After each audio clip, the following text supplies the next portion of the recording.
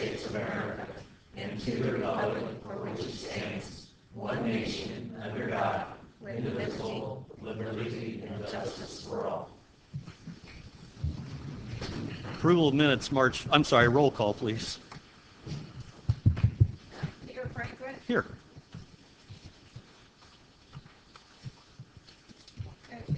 There we go. Jeremy Ashcraft. Here. Bob Bishop. Here. Joe Buck. Here. Gary Fox. Here. Charlie Hastings. Here. Chuck McDowell. Here. Teresa Polk. Present. All members present and accounted for. Approval of minutes, March 4th, 2013. Your Honor, make a motion the minutes are accepted as, or approved as presented. Second. Been moved and properly seconded. Is there any discussion? All right, we'll call for the vote. Chuck McDowell. Yes. Teresa Polk. Yes. Jeremy Ashcraft. Yes. Bob Bishop. Yes. Joe Buck. Yes. Gary Fox. Yes. Charlie Hastings. Yes. Minutes are approved on a vote of 7 in favor, 0 opposed. In the interest of time, there are no comments from the mayor. Are there any petitions or comments from citizens?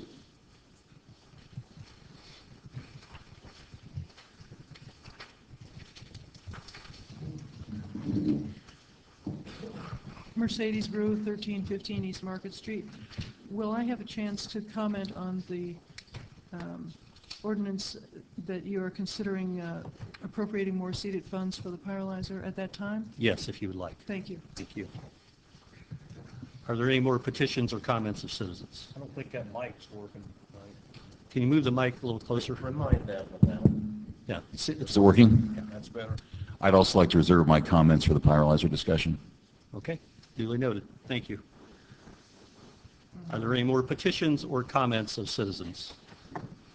We'd like to remind everybody when you do come up to move that mic up there so the recorder gets your voice. Thank you. Are there any reports from committees, boards, or commissions? Mayor Franklin, the Economic Development Committee and the Finance Committee met last Thursday evening. And also the Redevelopment Commission met and approved the 5-0 to send ordinance 2013-09 to the full council tonight for approval.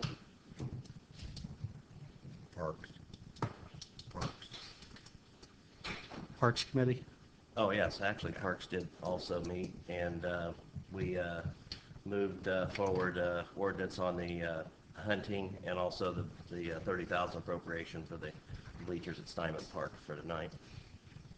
Thank you, Joe.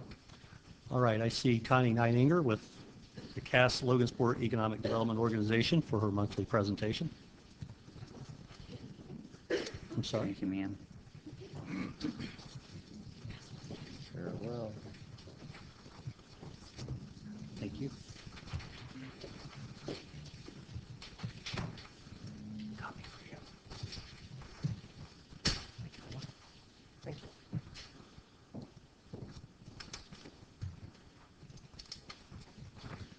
Okay, Mayor and Council, thank you so much and good evening. In front of you, you have the February activity report for the Economic Development Organization. I've revised this a little bit with some more information on the report. The first section shows the business visits. These are visits that I make out to our existing companies. Shows who I met with and the number of jobs that they currently have within the company.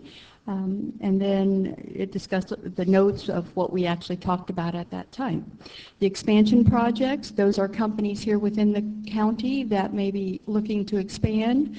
Again, those are all code names. They do not like to have their names notified to the public until they so choose to make that information public to their employees and such.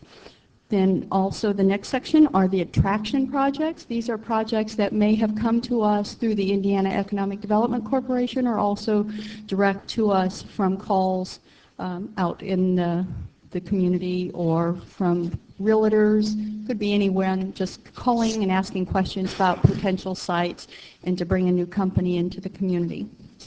And then the bottom section shows all the community meetings, the regional and state meetings that I have attended. Then also today it is time for us to report on our finances, our quarterly financial report. And so on the back of that sheet you will show the balance sheet for the CAS Logansport Economic Development Organization. Again, as a reminder, we are a 501c3 nonprofit organization. It shows our balance to date, and then the next two pages are the profit and loss for the first quarter of 2013. Now I have included the full detailed report for you so you can see the line items. And I'm also asking for information from you if this is too much information or not enough, to please let me know as we go through this so I can provide you the type of information you're looking for in these reports. It's about right to me. Great. Very good. Thank you. Thank you very much. Have a great evening. Thanks, Thank you. Connie. Thank you. Okay, under old business, ordinance 2013-08. Councilman Bishop, please. Ordinance 2013-08, an ordinance of the Common Council of the City of Logansport, Indiana, approving the additional appropriation of funds from the general fund for extra help to the police department and the clerk treasurer's department. Your Honor, I ask for a vote on ordinance 2013-08. Second. Ordinance 2013-08 has been moved and properly seconded. Is there any discussion? All right, hearing none. I'm sorry.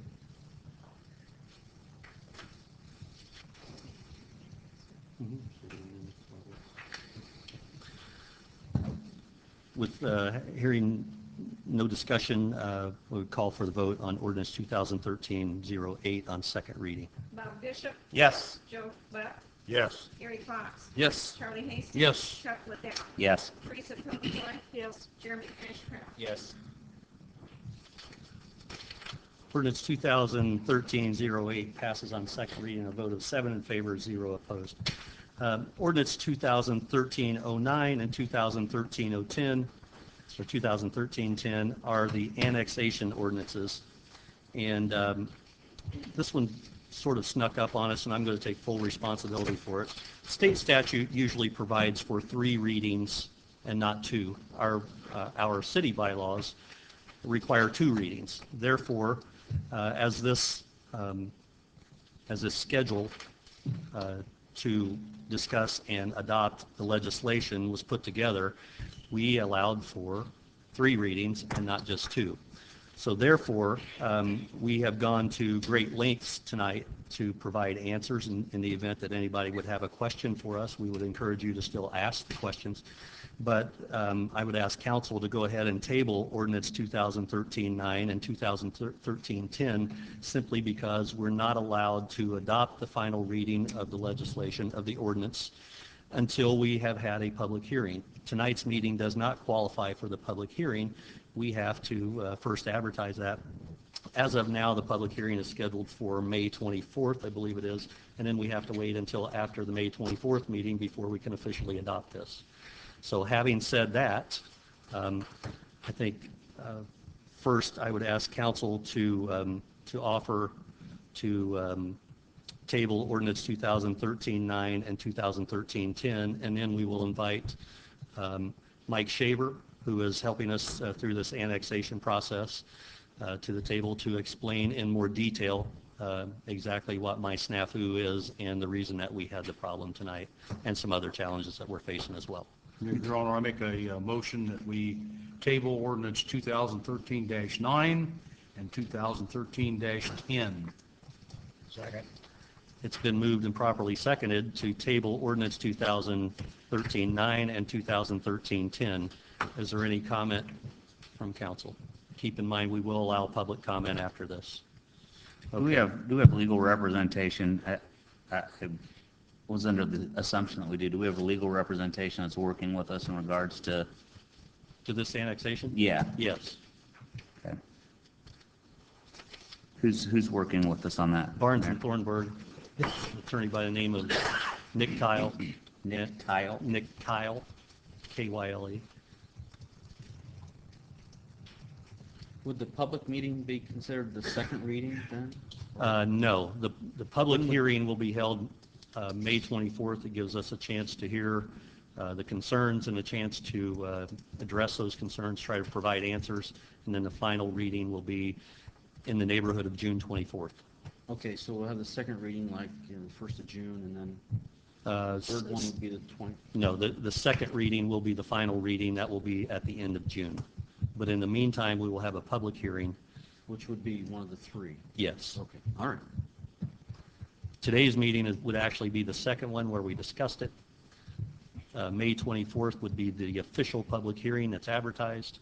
And then sometime towards the end of June, June 24th timeframe would be the final meeting when we would consider for the final time and take the final vote.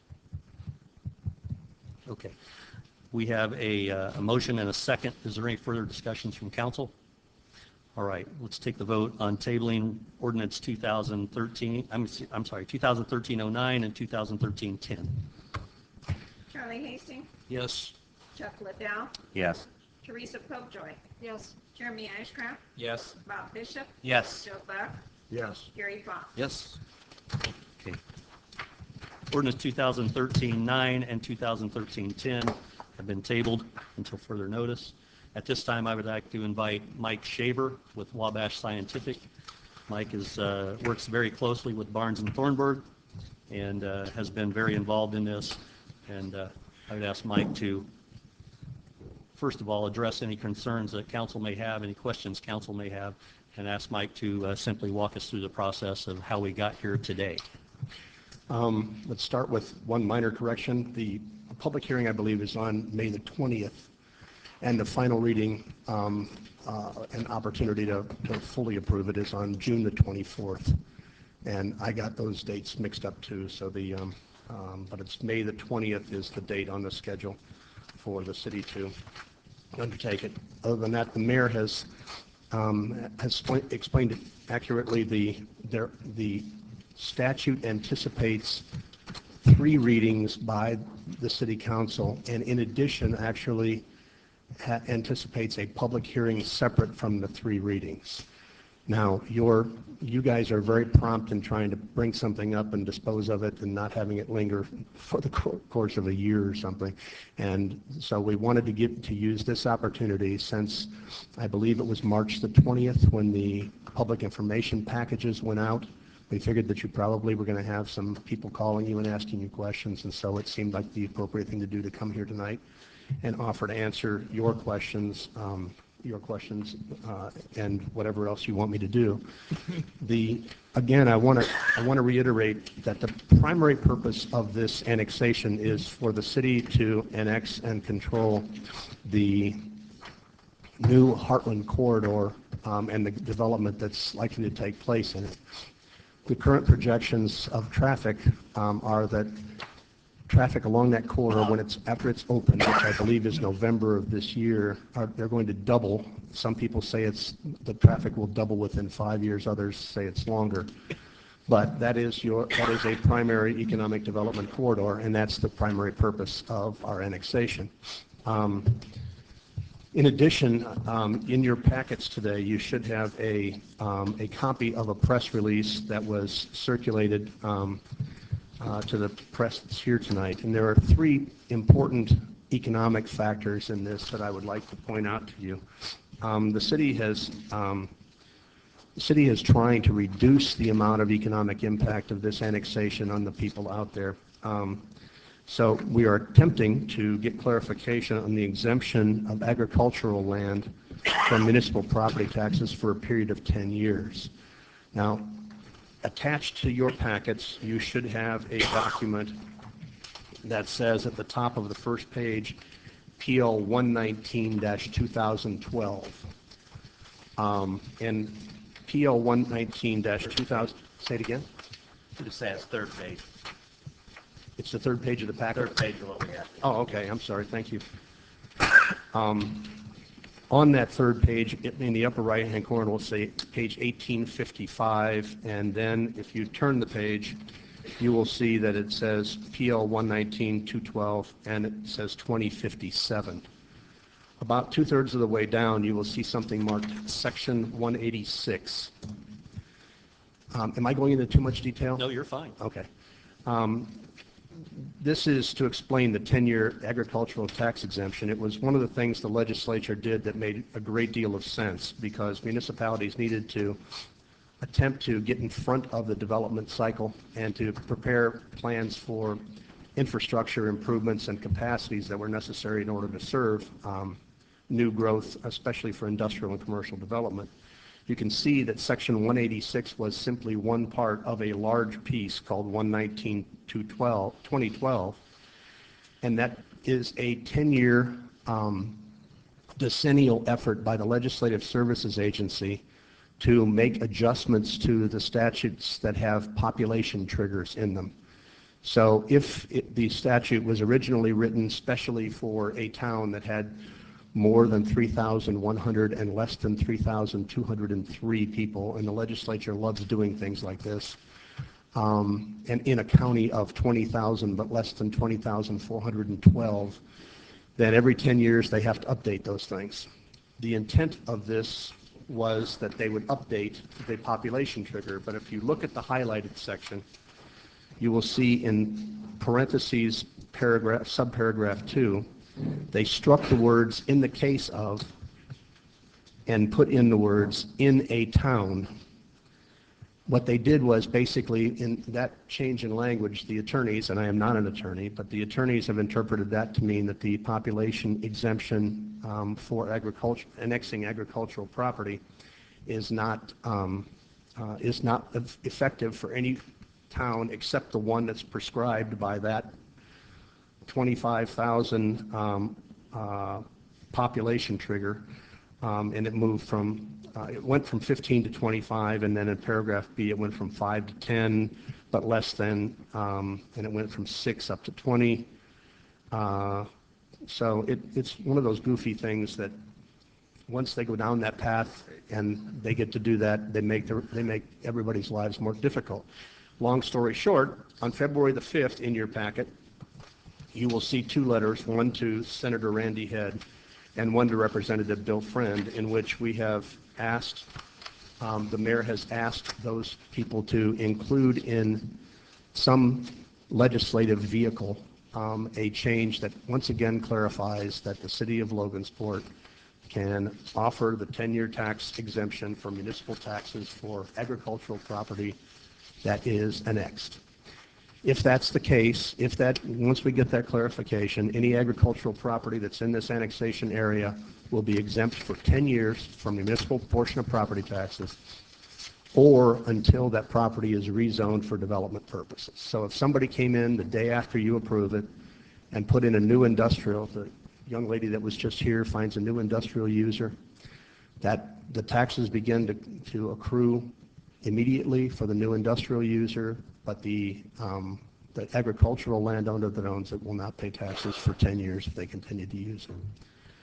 Back to the press release that's in there, the second thing that reduces the economic impact is that if these properties are brought into the corporate limits, it will remove the 25% outside city utility surcharges for any utility customers that are out there.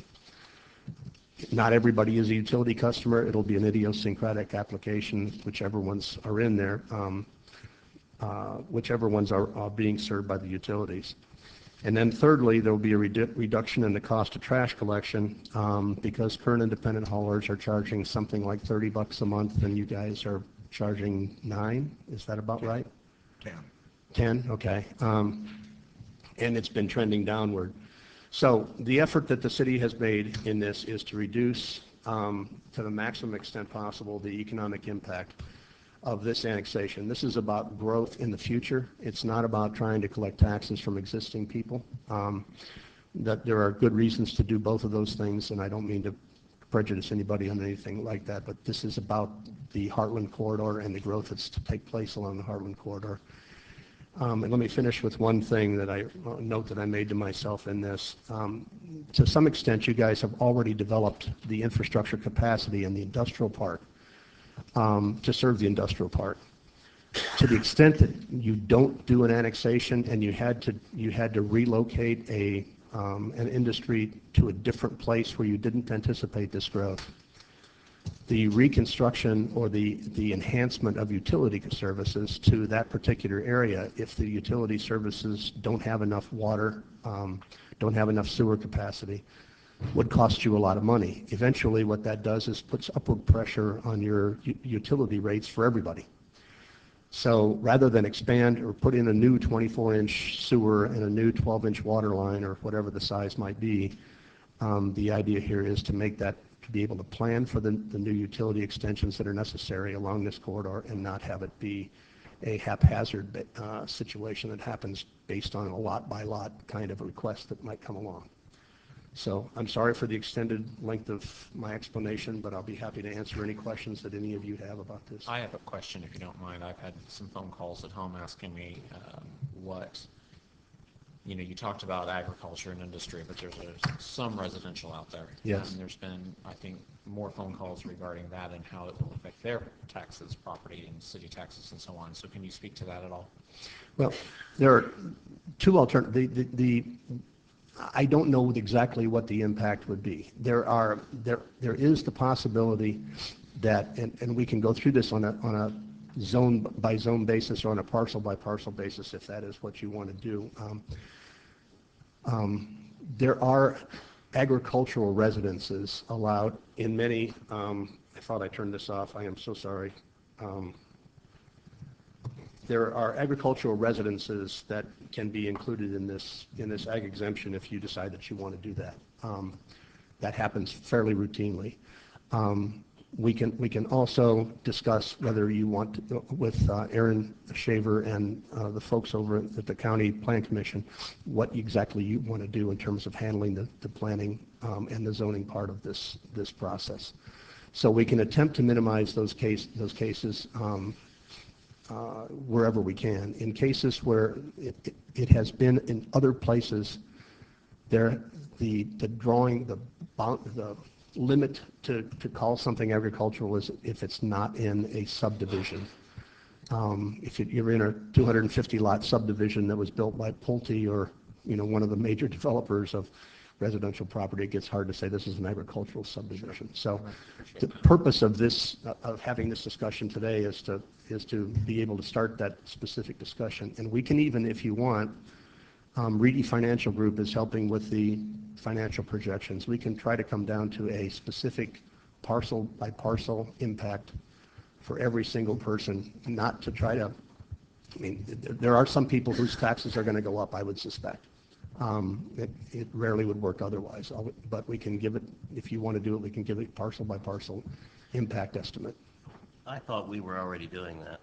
We have talked about it. There were just the questions, things like, do you want to count agricultural residences as part of this, and what happens when it stops being, specifically when it stops being a fringe zoning and it becomes a city zone, and some of those details. But that's one of the nice things about the fact that this thing takes 60 days or 90 days to get done, is that you have the chance to make sure that people understand why. How should we do that? Should we do that by request or by just for everybody? If it's okay with you, we'll just, if that's what you think you want to do, we'll get that done ASAP. We can probably have it done in 10 days to the extent that it's not. I just want to make sure that I talk to Aaron and don't miss vote on terms of the rezoning part. We'd like to know how many of each type of parcel are zoned, how many of each zoning category are in, and what the impact would be, and it's not been parsed that way yet. So if there was residential agriculture agricultural residences that you had a choice, we would want to be able to parse it that way. Does that make sense to you? Thanks, because I wasn't sure that I explained it very well. Mike, do you remember what it was? 3,500 lots? 3,500 different parcels? No, 350 in one and 150 in the other. It was 3,500 acres. 3,500 acres, I think, was I can dig it out of my file. No, wasn't it something like 500 households in that area? Well, in the two areas together, I don't think there were 500 households. I think there were a total of 500 separate parcels. Some of them didn't have anything on them at all. Right, okay. Some of them were, there were a number of parcels that were driving us crazy that belonged to the state, and they're fragments of stuff that they bought for rights of way, and it looks like it belongs to the guy next door, but it still says the state owns it, things like that we're going through. So, how big of a process would that be to get those figures for every parcel? We should be able to have it in 10 days to 2 weeks. That shouldn't be a problem. With this, It just, sometimes there's a point where all I really need to do is to make sure that I understand what Aaron's zoning ordinance means to this process. Well, I thought that we were already doing that. I've kind of already told people as they asked that, Okay. you're going to get your own summary of what the costs or benefits would be to them. So We would like to put that on the website when it's ready. The biggest holdup has been my fault, and that is that I wasn't sure what you wanted to do with some of the fringe rezoning. I made the incorrect assumption that since you were not changing zoning jurisdictions, that you were not changing zoning ordinances, and that you have different, but you do have different zones for inside the city as opposed to outside the city. Okay. My fault. Any other questions that you guys? You might stay handy. Stay handy? Sure. You could even maybe scoot it down or something if people want to come up and ask questions. Okay. Are there any other public comments or questions regarding that Mr. Shaver may be able to answer?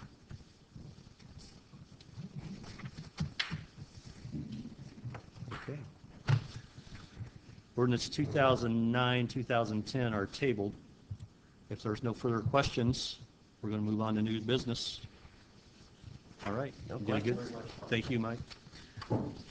Under new business, Resolution 2013-9. Councilperson Popejoy, please. Resolution 2013-9, a resolution of the Common Council of the City of Logansport, Indiana, approving a form of First Amendment to Economic Development Agreement with Logansport Theater, LLC, and the Logansport Redevelopment Commission. Mayor Franklin, I call for a vote on Resolution 2013-9. Second. Resolution 2013-9 has been moved and properly seconded. Is there any discussion? Councilman Bishop. Yes, Your Honor. This is what we brought forward from the Redevelopment Commission, and we voted to bring this forward because what they're asking for here is simply an extension from March 1st to May 1st, and make sure I got, May 1st, and for the hiring requirements that they have in this. And the reason we granted this extension is because of, first place, they have raised it from $3.45 million to $4 million investment in the new theater. And during this this delay, that has enabled us to get the latest, the state-of-the-art equipment for the new theater. So I believe that that's certainly a big benefit to our community, that we're going to get the equipment that's the latest and the greatest out there. Actually, it's not even on the market yet, from what I've been told. And also the fact that the developer had a major surgery when this job first started, and so that kind of set him back a little bit. But I think it worked to our advantage to get this upgrade in this theater. We've got a substantial upgrade, and it didn't change our investment or our incentive in this. Another part of this amendment, it also talks about down here in section 3 about adding a street, and this street will be basically there to service come off of Lexington Road at a 90-degree angle there, straight down to the theater, so that they can use that. They're going to build the street and then turn it over to the city at no cost to us. So I move that we approve this. Second. I have a question. The original proposal and agreement was that the theater would have 4 full-time and 28 part-time employees hired by March 1, and that was the contingency in order for them to receive the TIF monies. Is that correct? Yeah, it's actually it's a bond that we've taken out, which it's not. They do not have that yet. They don't get that until they have their certificate of occupancy. And But the original requirement Right. was that they had to have those people in place by March 1. Is that Right. correct? Yes. In order to, So all they have done is not meet the guidelines, and now they're coming and wanting us to extend just extend it 2 the months. handout. Right. Thank you. Just extending it. The deadline for the hiring is what it is. And they actually have already hired the manager. And the manager, I believe, is in the process. I'm not sure if he's got the other 3 managers hired yet. Yeah, I believe so. But then they're in the process of hiring the help now. So even though, yes, they missed their deadline, I think it worked out to our advantage in the fact that there's close to, $600,000 upgrade. So No money has been released to the developer. That only comes after the occupancy permit is approved and they are actually cleared to go and operate the building. yeah, I think that's a big misunderstanding sometimes. Some people think that we've already paid them this incentive, which is $225,000. We have not. The money is not given to them until they're ready to open the business. So, Are there stipulations for what they have to use the $225,000 for? No, excuse me, I didn't hear the first. Are there stipulations for what they have to use the $225,000 for? infrastructure. Yeah, it's infrastructure. Yeah, well, it's, I mean, we don't spell out each nut and bolt, but yeah, it's for infrastructure. It's road, streetlights, blacktop, things of that nature. Okay, so which is it? Because you said yes, he said no. Is it yes? It's yes. Okay, let's check. They're the ones who signed it, so I was checking. So do they submit like their bills to prove that they actually that the money Well, we gave them was allocated for this? They have a building permit for $1.5 million just for the building itself. So, yeah, and they will be assessed for it. Okay. Okay, are there any further discussion regarding Resolution 2013-9? Okay, call for the question. Teresa Popejoy, No. Chuck Liddell, Yes. Charlie Hastings. Yes. Gary Fox, Yes. Joe Buck, Yes. Bob Bishop, yes. Jeremy Ashcraft. No. Resolution 2013-9 passes on a vote of 5 in favor, 2 opposed. Resolution 2013-10, Councilman Ashcraft, please. Hold on a second, I shuffled some paper in the wrong order. Resolution 2013-10, a resolution approving the expenditure of monies from the City of Logansport, Indiana Rainy Day Fund, number 242, for the purchase of bleachers at Steinman Field. Your Honor, I call for a vote on Resolution 2013-10. Second? Resolution 2013-10 has been moved and properly seconded. Is there any discussion? Your Honor, I'd like to offer an amendment to Resolution 2013-10. Based on the committee meeting we had with the Parks Director, Ms. Jan Foley, and the number of gentlemen that were here talking about it, what we agreed upon was the allotted amount of $30,000 to be used for purchase delivery charges and the fees for these bleachers and to get them installed. It says in Section 3, the requirement cement pad shall be the responsibility of the Parks Department. I don't recall that we talked about that or agreed at that at all, and so I would like to make a motion to amend Resolution 2013-10 to strike Section 3 from this, because we did say if there was money left over and they could get a deal, that would be able to help them to get some of that in the event that they get some of it donated. So I'd like to make a resolution to strike Section 3 of Resolution 2013-10. Second? Okay. We have an amendment to strike Section 3 on Resolution 2013-10. Is there any further discussion? Whose responsibility is it going to be? Is it just going to be the leftover money from the? Well, I talked to both the people doing the setting them up, and I talked to Jan Foley about this, and we had all discussed how we were going to get that cement pad done, and we had talked about hopefully getting that donated, the cement, and then I talked to Jan on the phone, and she said she was working on that, so I actually just turned that over to her, and And I thought then that would just be the park's responsibility to take care of that. So that's why we turned it over to the parks to do the cement pad.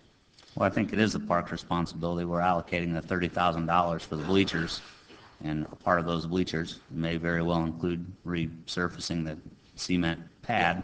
And if they, I mean, we talked about that. If they can get them for $20-some thousand and need some money for concrete, they would have it. I mean, that's what we discussed at the meeting and agreed upon. So It's actually $29,060-some, I think, off the top of my head. And so that leaves them the $60-some less $1,000 that would be left over.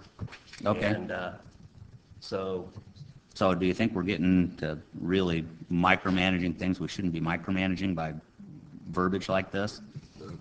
just that the fact that it's to clear up the fact that we're not going to appropriate more money for the cement pad, and the cement pad has to be done. And so that's the Parks Department's responsibility.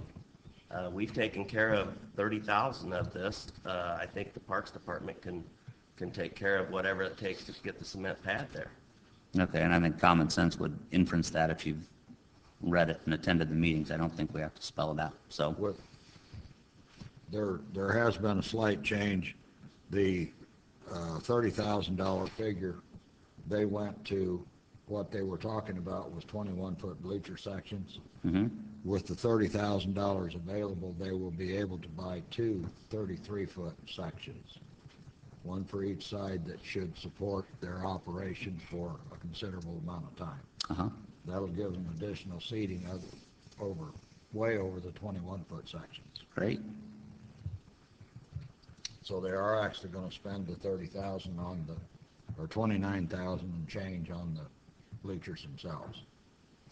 So at first we had looked at the 20,000, and then Councilman Liddell asked actually to up it to 30, and we agreed to that. And then so since they had that additional funds, they looked into it and found that instead of just getting two smaller bleachers and then having to do something in the future to get the other two smaller bleachers to fill that space, that they could buy these larger bleachers and then take care of it all at once now. Within that 30,000, they got a new price, and it was $29.67, I think, something like that. And but that does not include the cement pad. So we had to. So that's why we put this in here, is just to make sure that that gets done. We don't want them just to throw them out there on the ground, and then we have $30,000 invested in something that's just thrown out on the ground. Yeah, it's my understanding that's the reason why we raised it from 20 to 30,000 was to get the additional bleachers, right? Right. Yes. All right. And to have some money for them to take care of infrastructure, and it's still whatever the new price is, $29,060. It's still $940, which To go. to concrete. Yeah, and if it takes more than that, then the Parks Department needs to come up with that. It's their responsibility. That's what that's saying, I think. It says the cement pad is their responsibility. I guess I wouldn't be quite as opposed to it if you change the words that say any expenses over the 30,000 is the responsibility of the Parks Department. That would be fine too, as long as we're understanding that they're going to make that proper base for it. All right. Well, I've worked with them for a long time, and I've never known them to do anything below board in regards to, upgrading facilities. So. Well, I went and looked, and all the rest of the aluminum bleachers are all sitting on the asphalt down there. Well, So sure. And that didn't happen. They've been there since I was a kid. Yeah. Well, we're So. hoping these will be here even longer. I would second Teresa's language. Well, there's a motion that's been properly seconded on the floor. We do have a motion and a proper second on Section 3 to strike Section 3. If council's finished with discussions on that, we will call for the vote on the amendment. Is there any further discussion regarding Section 3? All right, let's call for the vote on Section 3, amending Section 3 as was moved by Councilman Liddell, and I'm not sure who made the second. Teresa. Teresa made And the second. that's to strike it? That's to strike Section 3. It's actually Jeremy, second, I think Teresa and I said it at the same time. okay. I think you're right, but I'm not sure which one Carol Sue picked She up can on. have credit. I picked up from Teresa. Okay. Okay, so we have a motion and a second. Call for the vote on striking section 3. Jeremy Ashcraft, Yes. Bob Bishop, No. Joe Buck, No. Gary Fox, No. Charlie Hastings, No. Chuck Liddell, Yes. Teresa Popejoy. Yes. The motion to strike section 3 fails on a vote of 3 in favor and 4 opposed. Is there any further discussion regarding Resolution 2013-10 in its entirety? Mayor Franklin, I would propose section 3, the wording be changed to read, any expenses over $30,000 become the responsibility of the Parks Department. Second. Okay, bear with me while I try to get your amendment. So are you meaning that we're not going to require them to put a cement pad down? I'm not going to tell them what they have to do. Okay. Teresa, can you say your amendment again, please? Any expenses over the $30,000 will be the responsibility of the Parks Department. Okay. And who made the second? Teresa made the motion. Who made the second? Gary. I did. Gary Fox made the second. Is there any discussion? Okay, we'll call for the vote on the second amendment regarding section 3. Jeremy Ashcraft, Yes. Bob Bishop, No.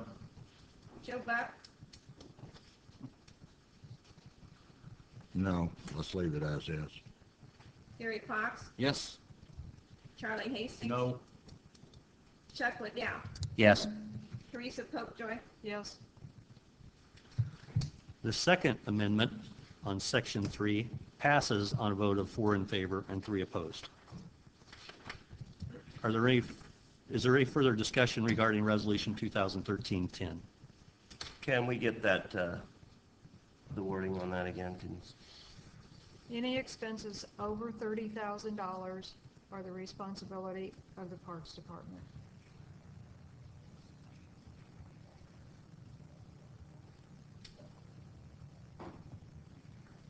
Thank you. Are you ready for the question? Call for the vote. Jeremy Ashcraft, Yes. Bob Bishop, Yes. Joe Buck, Yes. Gary Fox, Yes. Charlie Hastings, Yes. Chuck Liddell, Yes. Teresa Popejoy. Yes. Resolution 2013-10 passes on a vote of 7 in favor, 0 opposed, as amended. Resolution 2013-11. Councilman Hastings, please. Resolution 2013-11, a Logansport Common Council resolution to appoint a member to the Logansport Historic Preservation Commission. Your Honor, I call for a vote on Resolution 2013-11. Second.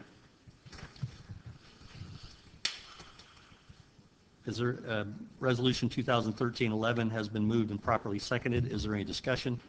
I would point out, council, that this is a resolution to appoint 3 members. We had 1 term that expired, 2 members that resigned, and we're trying to fill all these at once in one fell swoop. Right. Is there any discussion I'm sorry? And I think we should let everybody know who those candidates are.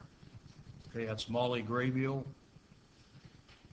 Thelma Conrad, and Matthew Reef. 3 people. And for the record, the way this is set up, the mayor appoints the individuals that are to serve on the Historic Preservation Commission, but it's dependent upon council's approval. So that is the 3 names. Is there any further discussion regarding Resolution 2013-11? Right, hearing none, we'll call for the vote on Resolution 2013-11. Charlie Hastings, Yes. Chuck Liddell, Yes. Teresa Popejoy, Yes. Jeremy Ashcraft, Yes. Bob Bishop, Yes. Joe Buck, Yes. Gary Fox. Yes. Resolution 2013-11 passes on a vote of 7 in favor, 0 opposed. Ordinance 2013-11. Councilman Joe Buck, please. Ordinance 2013-11, amending the Logansport and fringe area zoning map for the Logansport Cass County Industrial Park. Call for a vote. Second. Ordinance 2013-11 has been moved and properly seconded. Is there any discussion? All right, hearing none, we'll call for the vote on, I'm Wait a sorry, minute. that's ordinance 2013-11. Wait a minute.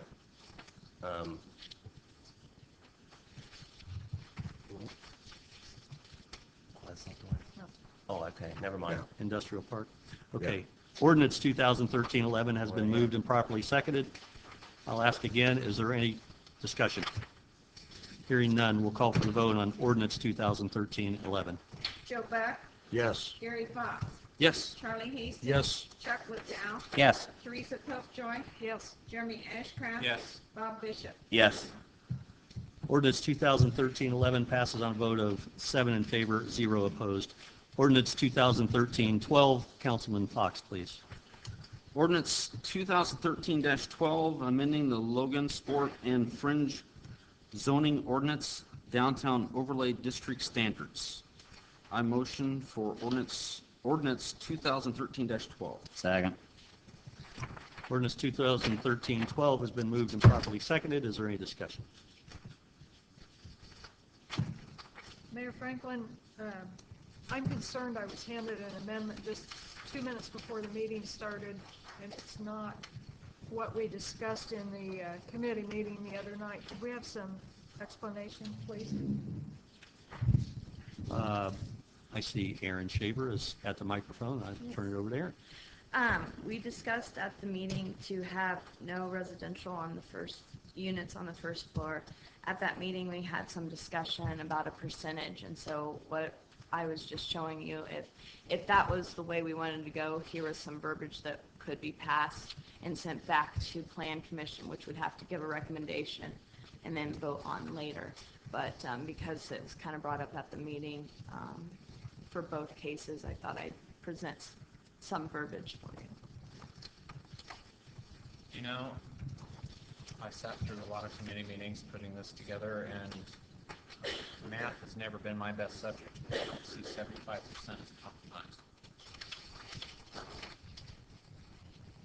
And from the downtown business owners that I've talked to, they don't want residential on the first floor. And I thought that the approach we had taken requiring fenestration facades that at least appeared to be commercial, and they could do whatever they wanted on the first floor, common space for residents, cafeteria, lobby, those kinds of things, fitness center, I thought was quite reasonable. But back to my previous point, if the powers that be want their residential on the first floor, 75% is not a compromise. I look at it as if you take a block of development, and if it's a two-story senior housing, that would mean the whole entire block would have to be done as a business on the bottom floor, retail. And Bob, we didn't require retail on the first floor. We required that the fenestration, the facades, appear to be constructed in such a way to resemble and harmonize with the retail that does exist in the downtown. And we had written this document so that there wouldn't be residential on the first floor, but again, they could use it for any other purpose related to the residents of that facility. So no residents on the bottom floor, though. Just the housing unit itself. Right, and I don't believe anybody's going to build anything there, having to just have people on the second floor. I mean, we already have approximately 1/3 of the downtown bottom floor businesses that are unoccupied, so I don't think anybody's going to come in here and spend $7 million on a new building and have it $7 million worth of unoccupied space on the bottom floor. So. And Jeremy, you weren't there. What kind of the discussion led to was if it was built in the middle of the block, they would want to see commercial or something of that sort in the front, but what would be the problem with residential to the rear since it's not along the street front frontage. And so that's when I said, well, you could work with percentages if you would want to, but currently it doesn't allow. I appreciate percentages. 75% is not a compromise. And that was just I don't something care how that was you talked about. slice that pie, 75% is not a compromise. Is there a better percentage? 50% would be better. Aaron, please correct me if I'm wrong. This does not change the fenestration. Right, this does not change the fenestration. This- So this is windows and doors for everyone. Right. It would have to basically look the same as within the block that it's in. It's just something that was Hopefully better. Yeah, just something that was discussed at our meeting, so I thought I would provide some verbiage. And if you want to change around the percentages, that's welcomed as well. Your Honor, I'm going to make a motion to make the amendment to this as written here in the paper Aaron gave us here. Can you provide a copy of that for the record? Yes. I don't have one. You want me to read it for you? Yes, please read it into the record and then provide a written copy. And just C is what's changed. Yes. A building that is used for residential or mixed-use purposes may utilize up to 75% of the first floor for residential units. The remaining 25% of the first floor can be occupied with any permitted use located within the applicable zoning district as long as the use conforms to the parking standards that are applicable to such use. So, Is that in the form of a motion? yes, make a motion to amend as said. Second. Section C, we have a proposal to amend Section C to read as Councilman Bishop just stated. And I'm sorry, I don't have the copy of it up here. I would read it into the record. Thank you. Do you all have a copy of this section? Okay. I'll read it one more time for the record. A building that is used for residential or mixed-use purposes may utilize up to 75% of the first floor for residential units. The remaining 25% of the first floor can be occupied with any permitted use located within the applicable zoning district as long as the use conforms to the parking standards that are applicable to such use. That is the motion, and it's been moved and properly seconded. Is there any discussion?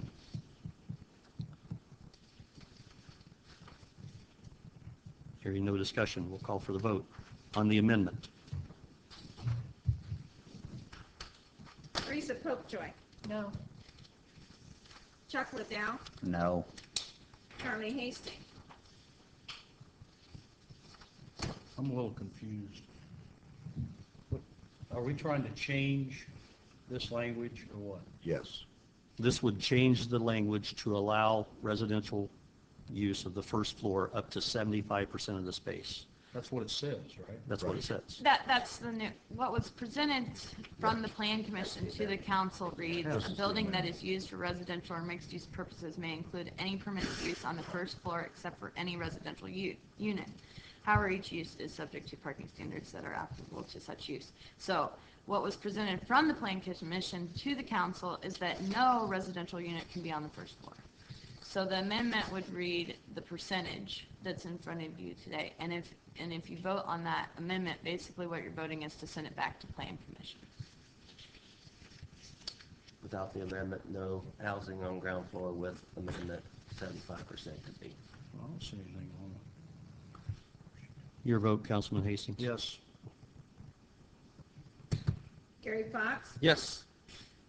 Joe Buck. Yes. Bob Bishop. Yes. Jeremy Ashcraft. No. The amendment on Resolution 2013-12 passes on a vote of 4 in favor, 3 opposed. Now, ordinance 2013-12 in its entirety. Well, you would be not voting as a first reading to pass it. It would have to actually go back to Plan Commission. So my understanding is voting for the amendment sends it back to Plan Commission. Without passing it in its entirety. I don't know, Randy. Need to pass it as amended, wouldn't we? But it's not your vote on the amendment. You wouldn't be voting on the amendment. You would be voting to send it back to Plan Commission with the amendment. So as long as you understand that's what you're voting for. Right. Okay. Okay. I just want to make sure you know you're voting to send it back, not voting Understand. for first Should we reading. just table it right now then? So No, It has to go back to Plan. Yeah. I We just have wanted to- to make sure you guys understood it wasn't first vote for the I believe amendment. we're passing this, this amended version, and then after we pass it, then it goes back. Right, because we passing it amended to send it back to Plan Commission, not passing it for first reading. I just Exactly. wanted to make sure that was Yeah. clear. Okay. If they adopt it as it's now amended, it goes back to Plan Correct. Commission. Okay. I just wanted to make sure that was clear. Okay. Okay. Call for a vote on ordinance 2013-12. Jeremy Ashcraft, No. Bob Bishop, Yes. Joe Buck, Yes. Gary Fox. Yes. Charlie Hasty. Yes. Chuck Liddell. No. Teresa Popejoy. Yes. Ordinance 2013-12 passes on a vote of 5 in favor, 2 opposed. It will go back to the Plan Commission now. Ordinance 2013-13. Councilman Liddell, please. Ordinance 2013-13, an ordinance of the Common Council of the City of Logansport, Indiana, approving the additional appropriation of funds from the general fund for the hiring of an additional police officer. Your Honor, I call for a vote. First reading on ordinance 2013-13. Second. Ordinance 2013-13 has been moved and properly seconded. Is there any discussion? Mayor Franklin, I would like to point out that in actuality, we are not hiring an additional officer. This is for an officer to replace a full-time school resource officer that's at the high school. The school corporation does pay that officer's salary, so there's no expense to the city for that. This just allows us to put the 40th person on the street for the protection of the city. I think basically it establishes the paper trail that the State Board of Accounts wants to see. That's the reason for this. I would propose that this is a win-win situation for the city, it's a win-win situation for the school, and also for the students served in our community. Very, very good idea.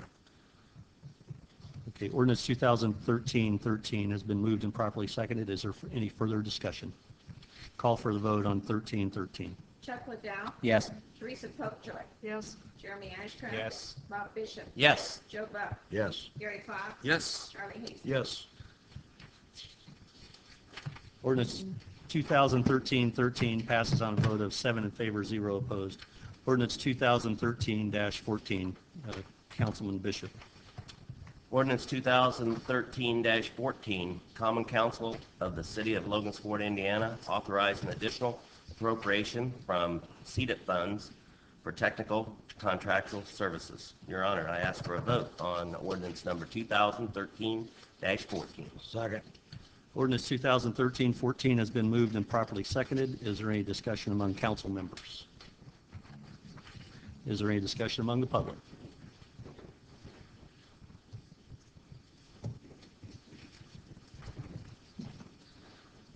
Please move the microphone closer and state your name. Mercedes Brew, 1315 East Market Street. I'd like to address consultant fees already appropriated in future that we hope to recoup from the pyrolyzer project.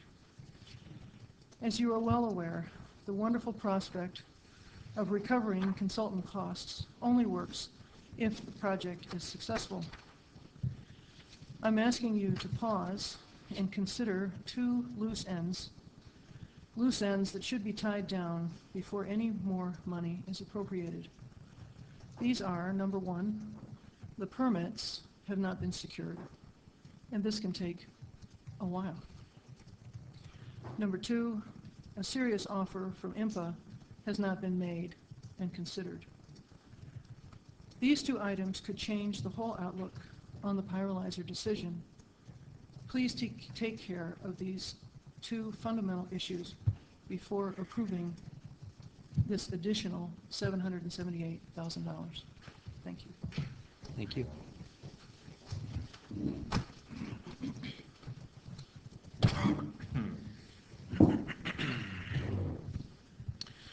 Dave Kitchell, 1423 North Street. A couple of things on the $750,000 expenditure from seeded funds. A few things, actually. One is that the IMPA situation that we're waiting on with the Utility Service Board, if that happens soon, is the fallback plan. There are a number of issues on the table with USB right now, and frankly, these people have their hands full just covering USB. We could probably employ full-time reporters at both the radio station and the paper right now just to do all the issues they have on their plate right now, and you've got plenty on your plate, and I understand that. I spent my spring break last week, 2 days, working just on this issue solely. I went to Indianapolis, I've been here in town, I've been at the Utility Service Board meeting, and there are a couple of things that are coming about, and one is this. If Joe Buck has a home loan and he sees that a mortgage rate is out there that's lower, he may go refinance his home loan if he thinks he wants to save some money and get lower payments. If Teresa Pope Joy is covering the school board meeting as a recording secretary, she's been around long enough to know times when we have bond issues for the school corporation, we refinance to save money and to lower the cost of the school and the taxpayer. You know, these are situations, if you have a credit card application for Jeremy, he says, I can get a lower rate if I go to Discover. You refinance your debt, you switch it over to something else, you cross it over. Even your car loan you refinance. And this is the way it works with utility contracts as well. And I know we're spending a lot of money focusing on pyrolyzer, and I appreciate thinking outside the box as much as anybody. I'm not an obstructionist, I never have been. But here's what's happening to the industries that are out there right now. They're facing a major increase from Duke, not from LMU, the next 4 years. And John Scomp's, whatever criticism is there, he was being conservative and estimating that the rate at the end of 2018 is going to be 10.7 cents per kilowatt hour. Now that's not competitive with Peru. So if somebody wants to go to a 4-lane intersection, they can go just down the road and find it. They've got it there. They got Grissom Air Reserve Base. But here's the thing. If we renegotiate that contract right now, and pyrolyzer will not be built at the earliest for 3 more years, and probably 4, and if there are permit problems, maybe even longer. If we renegotiate that contract right now, we can get lower rates right now. For everybody sitting in this room right now, we can have lower utility rates. Now, that's like refinancing your car loan or your home loan or anything else, or a bond issue. And IMPA would be willing to do that at a substantial savings. Now, why do that? Why go that route? Well, because the time to lower your rates is not when a business leaves town. You know, we've lost Midwest Spring, we've lost Modine Manufacturing, we've lost Trelleborg in this community. We could lose more in the next 3 to 4 years if our sites aren't competitive with what we're doing. And, you know, it's progressive to say that we're going to impose the zoning that we're doing, the development and the annexation. That's a great thing. But if we don't have the utility rates in place to help industry or to attract industry, and the seeded money there after it to support industry that wants to come there as an economic development incentive, then we've kind of defeated the purpose of what we're doing. Now, we've raised questions about pyrolyzer, and it may come to pass, and if it does, it does. But in the interim, it makes sense to say, let's refinance the contract we've got with Duke. And Duke is not our public utility. They supply power to our public utility. They are not our public utility, and we can control our destiny a little bit with that if we do that. Now, the mayor and I have discussed this, and I think he was somewhat receptive to the idea. I don't know that he's taken any action to do that. I hope he does. But the reason this affects you, and I realize you appoint people to the Utility Service Board, Paul Hartman's here, we have a contract in place, is the City Council can be getting something called, what we used to call the payment in lieu of taxes, the PILT. And that's money that we've used to do sidewalk reconstruction projects here in the community. They don't pay public taxes. They can supplement your budget here. And we have a number of things here that need that money. We have parks that could use the help, and shelters, and ball diamonds. We have crossing guards to pay. We have economic development projects. We'd like to have maybe matching funds for things like Safe Walks to School program for school children. These are things that are out there now that we need. And, you know, at a meeting earlier this year when we talked about this, and the council's been vigilant about coming around and sticking around these special meetings, and we caused them, and I know that. And I don't like coming back here any more than you like hearing me talk, and I appreciate that. But here's the thing. We talked about $400,000 in that meeting, and that's all we need. Well, now we're here a couple of months later, and it's up to $750,000. And the question becomes, what's the end point for this right now? It would be better to say, let's stop the negotiations right now, let Pyrolyzer get their act together, get their cash, show that they've got it, and then we can move ahead. But the thing to negotiate right now is the contract we have right now, so that it lowers everybody's rates. In a couple of months, when we're turning on those air conditioners, we're going to see those electric rates jump right up. And one of the things that came out of the Utility Service Board meeting that I said the other night that maybe is not something that the average person understands is this, and that is that when we say there's a 95% rate increase, that's not saying that we're having a 95% increase in your bill. The base rate, the old base rate, does not include the additional surcharges that are on there. When that new rate is created, as John Scomp has said, that is rolled in to the new rate. So your actual increase is not going to be anywhere close to 95%. And that's kind of the predicate for why we're here talking about Pyrolyzer, why we're going into these negotiations. If we're going to have a 95% increase in our base price, we got to do something. Well, I agree that we have to do something, and I'm sorry it's taken this long for us to realize that, and I applaud you for doing something other than Duke, okay? That's the right thing to do. But to get our steps in order here, let's deal with the rate we've got right now and the one we're going to have probably for the next 4 years, okay? What we're doing right now is making the consultants in Franklin, Indiana, who I worked for, by the way, a lot richer. We're giving them money, but we're not helping the city where there's a Franklin as a mayor. And he's worked hard. I know he's put mileage on his car. I know he's passionate about this, and so am I. But the dollars are the dollars, okay? Now, the other issue that's out there, and this is a big ticket item, is the interconnect that we pay for Duke Energy. And no matter what happens, even if we approve Pyrolyzer, we have to build the interconnect. We have to be able to tap enough power from Duke in the interim until that thing is built or until we go with somebody else. That cost is going to be $14 million. If we would become even an associate member of INPA, or work with MISO, and this is a negotiation thing that William Lynn James actually could help us with, is that that cost would be absorbed in the grid. Because it helps the grid profitability-wise to say, we're expanding into a certain area. We need to be able to do that. We need to be able to get those people power. It needs to be reliable. And you probably read and heard a lot about the grid not being a reliable thing, and it's not. Well, we're using more and more power, and we've done what we can do. We did a great job building this thing out in the 80s and the 90s, but we're using more power, and we're going to have to send more through Duke because there's a point soon where we're not going to be able to generate our own plant. So that savings that we get from that $14 million is fairly significant, and that's the kind of money that I think you'd rather be seeing spent on downtown Logansport, on hiring more police officers, on parks, senior citizens activities, any number of things, training for police officers. But we got to make some strategic decisions here. And there's been, as Jay King said the other night at the board meeting, there's been a lot of rocks thrown around this place. And that's kind of the nature of the beast at times. That's the way it is. But we've all lived through it. The question is, how are we going to live through the next 4 years?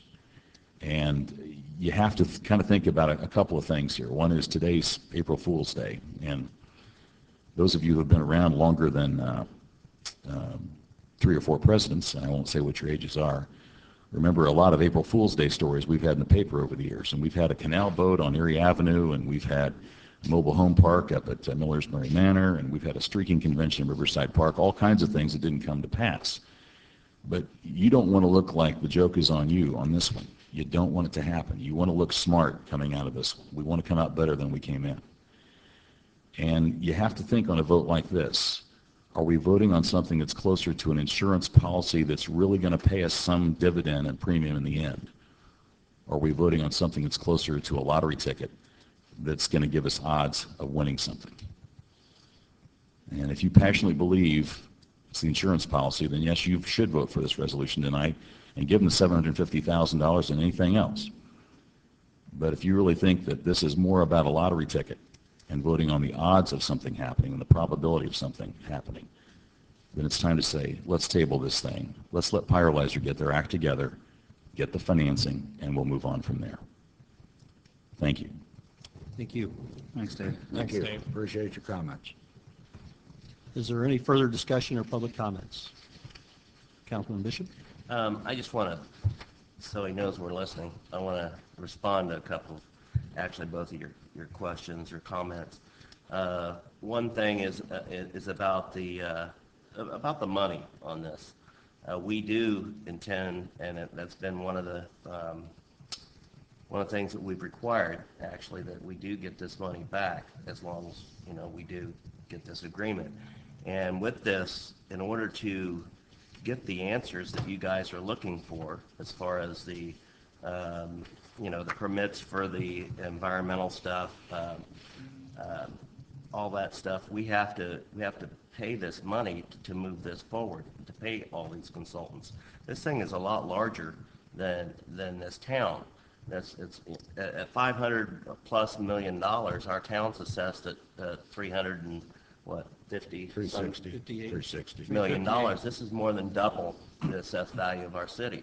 And on that, instead of just, I think we get $100,000 in lieu of taxes now from the utilities. I mean, this is going to be taxed, and we'll bring in millions of dollars off of this plant taxes, which will pay for these things that you're talking about, the police, the fire, the whatever, if it happens, right? And that's what we're wanting for this to happen, because not only that, it creates jobs instead of losing jobs, and we're going to get our rates down instead of increasing our rates.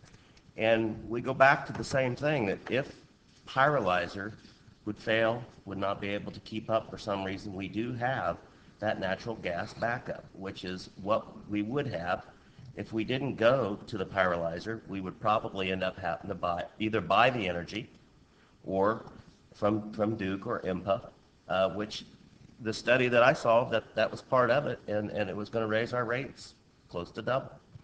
Now, when the RFPs went out, I don't see why IMPA or MISO, why they didn't give their proposal. I think they had that. I think probably the reason they didn't, because they probably couldn't meet the demands that we made with the RFP. So as far as it's just the money wise, we're gonna gain a lot from this, and on top of that, we'll be able to dump our trash there. So we're going to be able to eliminate our trash fee. I expect to do that. So it's a huge investment in our city, and without it, I hate to think what could happen. And I don't know why this problem hadn't been addressed over the last 10 years, but it hasn't. So now we're on a timeline that we have to address this rather quickly. So we're working really hard, working a lot of hours. As you said, the mayor is putting a lot of miles on to get this done, because we've only got a few years to get it done. And then we are at the will of other people of what our rates are. We don't want that. We want to be able to control our own rates, our own destiny. So we're already getting a lot of people that are looking, moving businesses here, because I think they're going to see that we're going to have a reliable, cheap energy, green energy. So I just see it's all positive, and in order to move forward, we can't just stop on this and keep going backwards, or we're going to run past that timeline, and we won't get anything done. So that's why I'm agreeing to move forward. I just wanted to hopefully answer a couple of your questions. Thank you. Sir, please come forward, state your name. Move the microphone closer to you. Wilbur Bingman, 718 West Melbourne. How much are you going to spend? And you don't get there. How much are you going to take to spend before you stop? This is the last appropriation that we're going to do. This should be going to final agreement. So how much money is that? This is for 700. 78,000. We appropriated 130,000 in additional appropriation, 778 tonight, $650,000 plus whatever we used out of the board's works budgets. Well, my logic is this.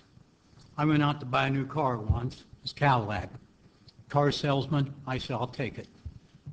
Car salesman says, I said, no, I'd like to trade that in every year. Can we trade in for 4,000 or 5,000? I only put 15,000 at the most on it. He goes, when you drive it off the lot, you lose $10,000. I said, thanks for telling me, because I'm not buying the car. I'm asking you guys, just have a cooling off period, rethink everything, redo everything. Ask the citizens, because you guys represent the citizens. Ask the citizens what they want. Have a meeting, have several meetings, or put a voting machine up every place and have them vote on it. And this is probably the 4th or 5th meeting we've had on this. So we have had a lot of public input, and there's a website that they maintain on getting the answers. And I believe all the questions that can be answered have been answered. And the ones we can't answer are things such as the financing and things like that.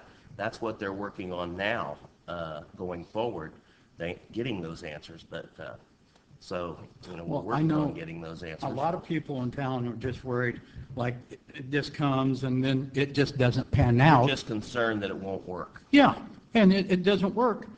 You know, Now, taxpayers are going to be now, eating it up. have you heard about the natural gas backup? That's not new technology. It's very proven, and the backup is natural gas with modern state-of-the-art generators and turbines. So if the pyrolyzer part didn't work, we would have this plant run on natural gas until it does work. And then we have to work on the guarantees. That's what they're working on now, to make sure that we can guarantee the rates at less than 5.5 cents. Mr. Bingman, I want to assure you that there is no tax money other than the investment that we're making to get there and the seeded funds. We're not bonding, we're not borrowing any money to finance this plant. It's all private financing. Just like Lucas Oil Stadium, $720 million, private financing. At the end of a period of time, it turns over to the city of Indianapolis, much like this power plant will in 20 years. Well, what I worry about, we all get older, senior citizens and stuff. And I know your stormwater tap is going to probably go up to $50 in the years to come. You know, and then people now are starting to pay for trash and everything and do this and do that. You're going to make it so I can go live in Florida cheaper than I can live here.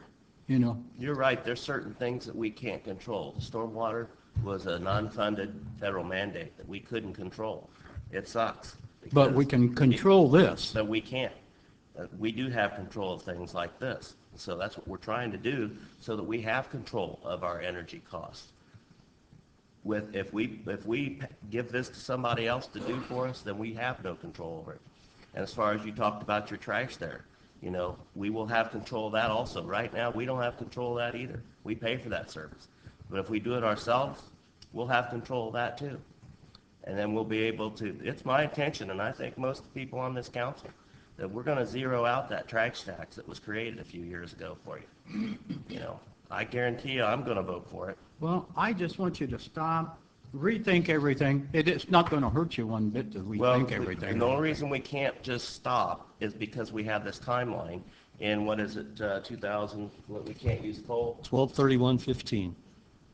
At that point, we can't use coal anymore, so that makes our plant obsolete. So we have to do something, and that, once again, that's a federal mandate that we don't have control over. Wilbur, with all due respect, this problem has been brewing for years. Years and years. Oh, I know, I know. Nobody's ever addressed it, and here we are, we're finally addressing it, and we know that we can't make everybody happy, we realize that, but we are doing the best we can, and we've identified what we feel is the most viable option that gives us a lot of latitude. We will know what the price of our electricity is going to be for a number of years in the future. We can't say that right now, but we know, at least to begin, we're going to be at 5.5 cents. Right now, we're at about 8.5 cents to generate with the current LMU facility that we have. Not to mention a $566 million investment, which is the latest figure that we have, and we realize it's a moving target, but a $566 million investment with a minimum, I'm saying a bare minimum, a very conservative figure, with a 1% property tax cap, generates millions of dollars, which makes your property taxes go down, which puts more money into the city coffers, that allows us to pay for things like police protection and free trash pickup, and it makes your taxes go down and your services go up. But again, this isn't a problem that we went out and identified and said, hey, let's tackle this. It's one that got dumped in our lap. And we have to deal with it, or else we're going to put 31 people out of work, and you're going to see the price of our electricity go even higher. The last two people that was up to talk to you, I think they did a terrific job, and they probably said everything I could say, but I just wanted to get my voice heard. And you did a terrific job also. Yes. Thank you. Thank you. We appreciate your concerns, and we are taking this very seriously. Is there any other public comment? Yes, please come forward, state your name.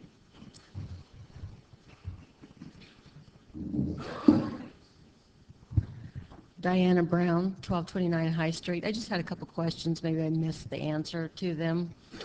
It was asked what was going to be done in the interim, the next 4 or 5 years, to lower our rates. Is there anything being done to do that while we're waiting for pyrolyzer? We have a current purchase power agreement that is in place right now with Duke Energy that runs through 2018, 12/31/2018.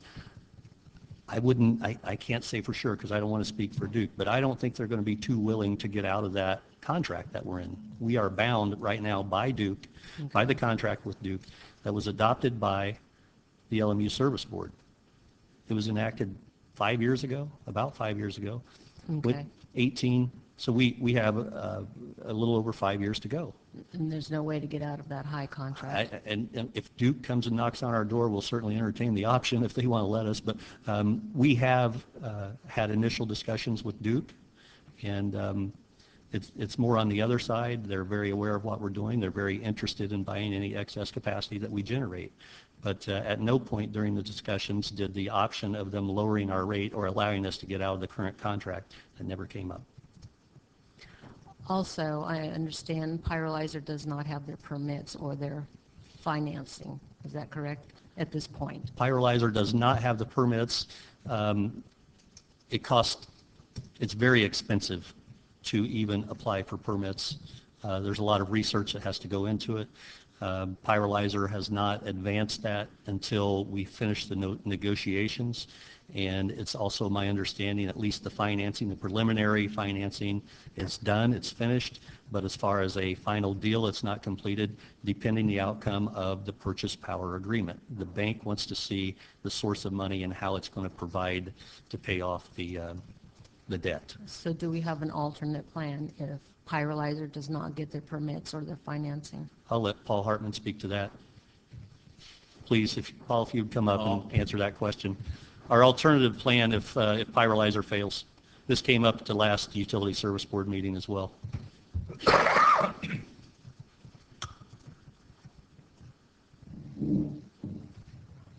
We always have a backup plan, and I don't really want to go into what that backup plan is because it may harm negotiations with pyrolyzer.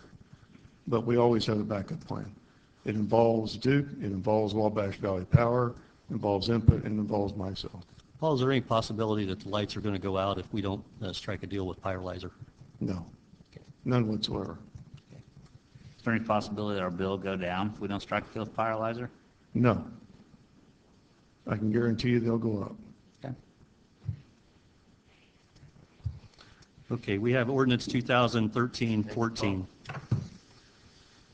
Ordinance 2013-14. Is there any further discussion? Call for the vote on ordinance 2013-14. Bishop, Yes. Joe Buck, Yes. Gary Fox, Yes. Charlie Hastings. Yes. Chuck Liddell, No. Popejoy, Yes.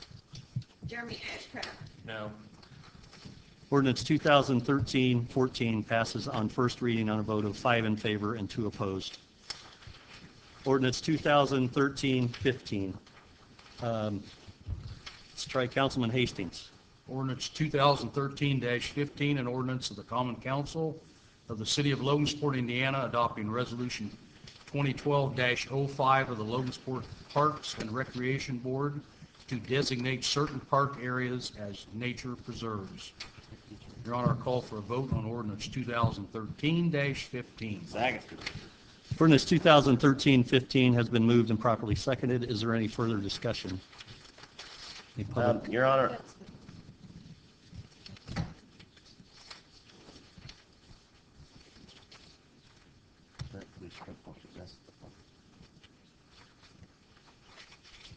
well, the only thing I was questioning here was in section 4, at the very end, the fees will be placed in the non-reverting parks capital fund. We were looking into several different ordinances, making some changes in that direction, and basically council had agreed that to not to take fines and put them into the funds of that department. So I just like a little discussion here to see if we should return and what these fees would be. If it's a fine, are we planning on turning that over to the parks capital fund? Do you need to have Jan speak about that? I just noticed this right before I came, so Good evening. I'm Jan Foley, Parks Administrator.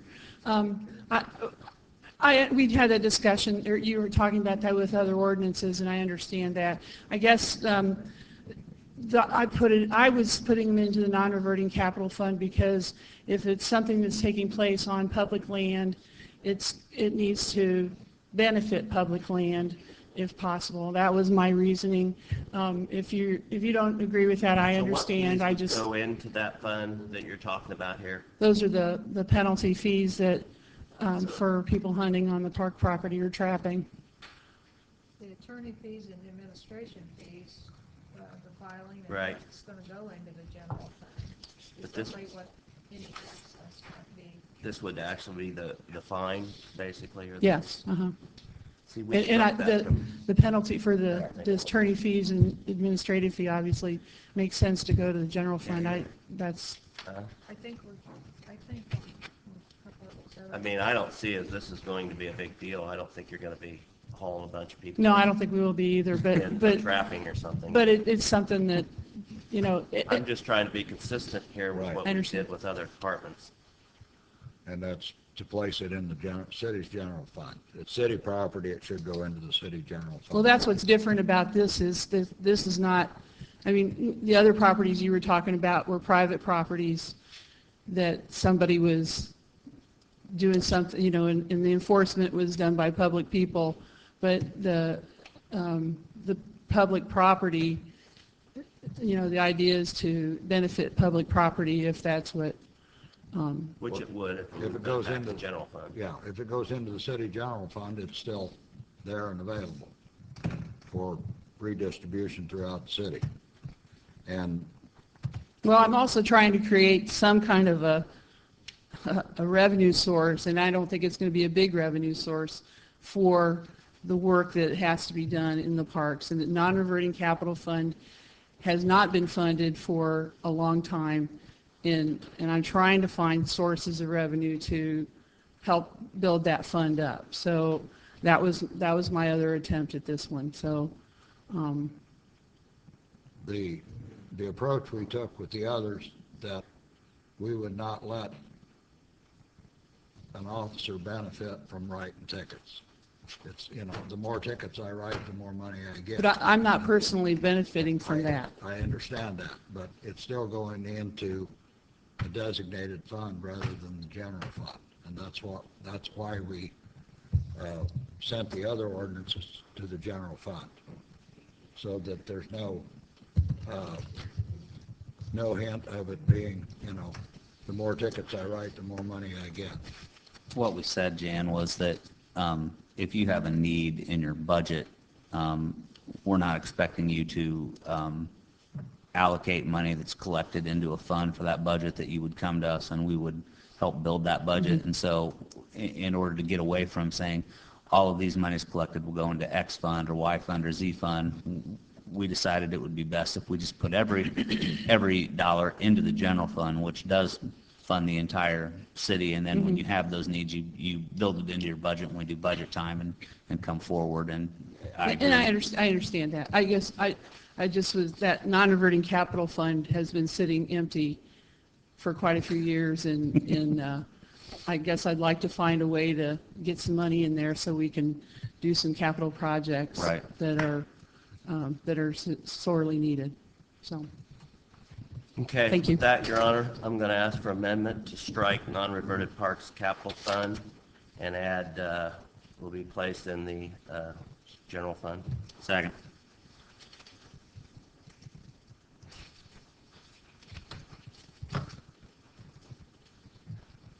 Is there any further discussion regarding, I'm sorry, that is in the form of a motion and a second. Yes. Is there any further discussion regarding the motion or the second? Okay, hearing none, we'll call for the vote on the motion to amend. Bob Bishop. Yes. Joe Buck. Yes. Gary Fox. Yes. Charlie Hastings. Yes. Chuck Liddell. Yes. Teresa Popejoy. Yes. Jeremy Ashcraft. Yes. The motion to amend ordinance 2013-15 passes on a vote of 7-0. Now, the ordinance in its entirety. Call for the vote. Jeremy Ashcraft. Yes. Bob Bishop. Yes. Joe Buck. Yes. Gary Fox. Yes. Charlie Hastings. Yes. Chuck Liddell. Yes. Teresa Popejoy. Yes. Ordinance 2013-15 passes on first reading and a vote of 7 in favor, 0 opposed. Are there any board member comments? Mayor Franklin, I'd like to make a comment. The pyrolyzer project and the electrical, I'll be the first to admit that I'm not an engineer and I'm not an energy person. I don't understand that, but I do understand finance. And the money that this council has appropriated for this project literally can make me sick at my stomach when I think about it, because it's an exorbitant amount of money.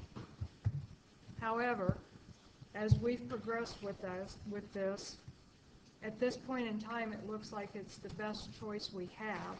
It allows us to maintain our jobs that we have through LMU, as well as add a few to that. And so the best case scenario, as I contemplated this vote tonight on the additional funds, which was very difficult for me, was what's the best choice that we have. And it seems like we have a 50-50 chance of being successful if we try, but we have no chance if we don't.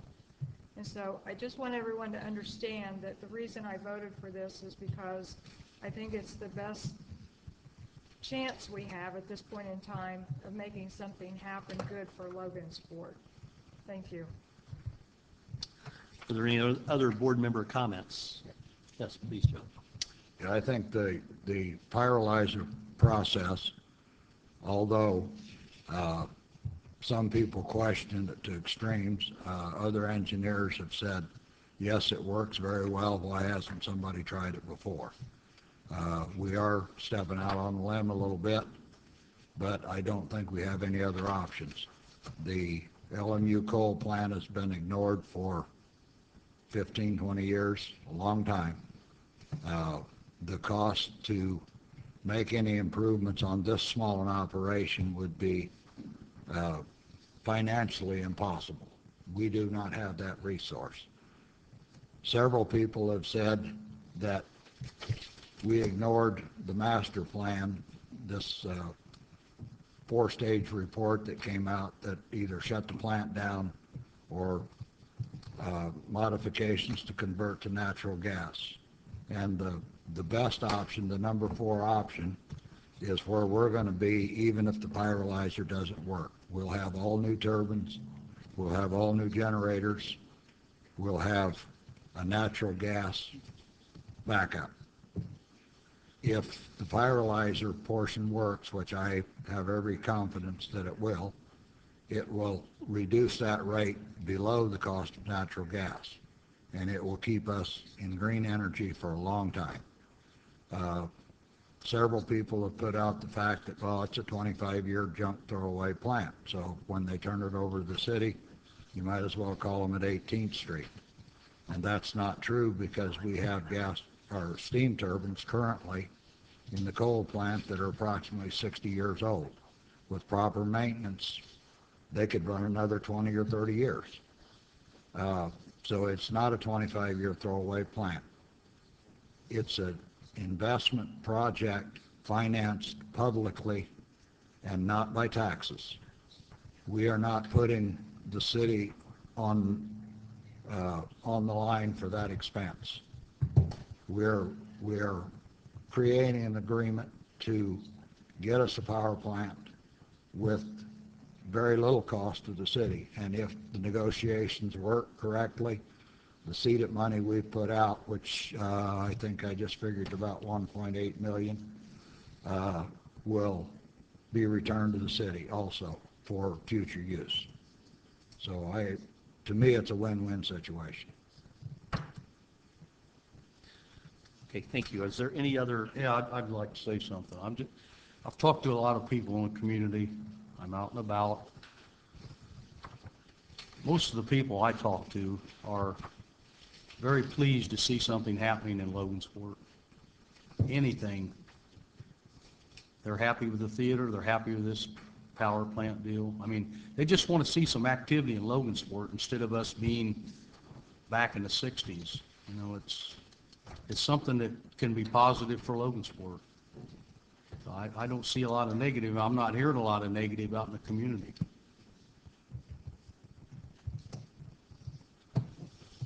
Any other board member comments? Okay, I think Mr. Buck has a comment.